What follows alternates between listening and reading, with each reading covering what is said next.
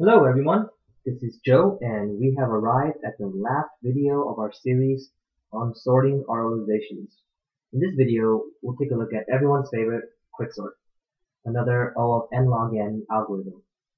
So last time we looked at merge sort, another n log n sorting algorithm. Both merge sort and quicksort are similar in the sense that they're both divide and conquer algorithms and have similar time complexities. They're both O of n log n.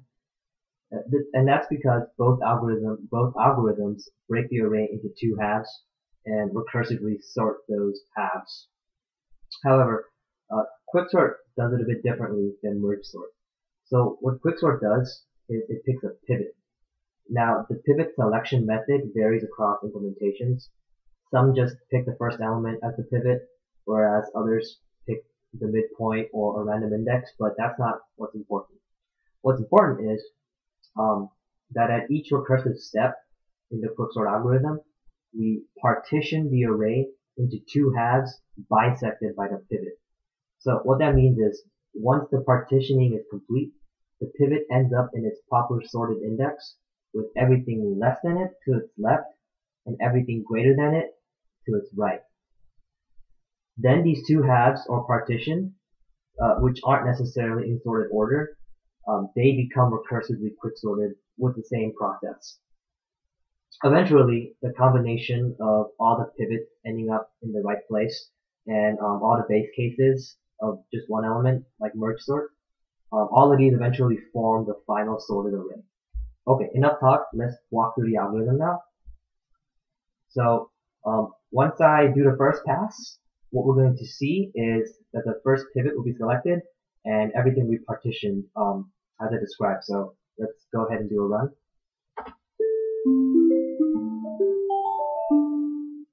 As you can see, we have this green bar here. This was picked as the pivot, and we got lucky here because we picked a good pivot, because ideally you want a pivot that bisects the your array perfectly into two halves, and we got a really good split here. So you can see that this pivot you can count if you want, but this pivot is actually in its correct sorted index, and everything to its left is less than it. You can tell by the height here, all these bars are shorter than this pivot. Everything to the left is less than the pivot, and everything to the right of the pivot is greater than it. And so now we recursively do the same thing on this half and this half, and eventually we'll keep on picking pivots and pushing things to the left, and partitioning things to the right, and then everything will eventually become sorted. So let's do another run here. Another pivot will be selected, and we'll see the same partition of the two halves.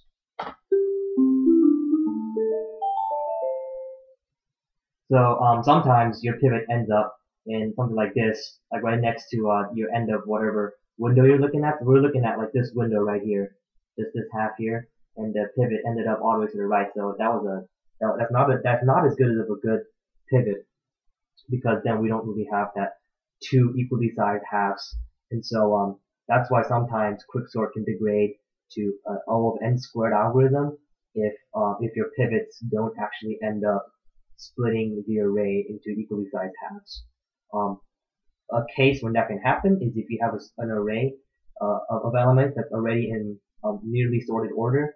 Quicksort degrades to O of n squared behavior. But anyway, let's continue with this example.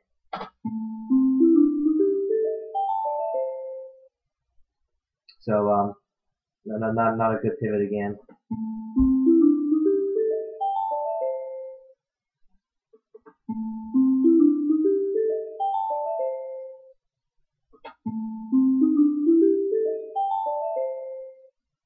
Okay, so for this little bit, I mean, none of the pivots really split up the array into halves, but we can see that even so, I mean, we still had the pivots go into the right place, and so at least for this half here, we'll have it sorted by base case, and hopefully let's see what happens. Let's see what happens with this other half right here, and see what kind of pivot we'll get over here.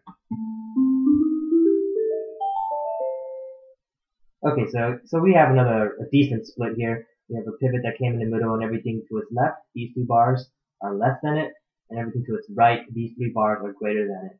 So ideally, that's kind of what we want at every pivot selection, but since this array is relatively small, just 13 elements, it's pretty likely to get pivots that end up near the edges. So let's just go ahead and finish up this run.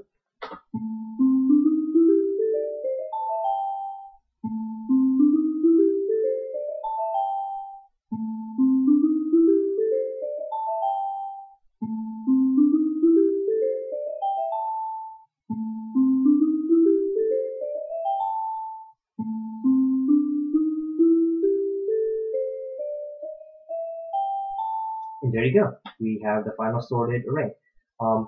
Yeah. So when I run these, when I run my funky sort program, the array is shuffled randomly. So um, I couldn't have planned to have a good example. Although I could have written one by hand, but oh well. But hopefully that was a good enough demonstration of quicksort, so you understand how the algorithm works. And that wraps up our tour of sorting algorithms via auralization. I hope you enjoyed the videos, and have a good one.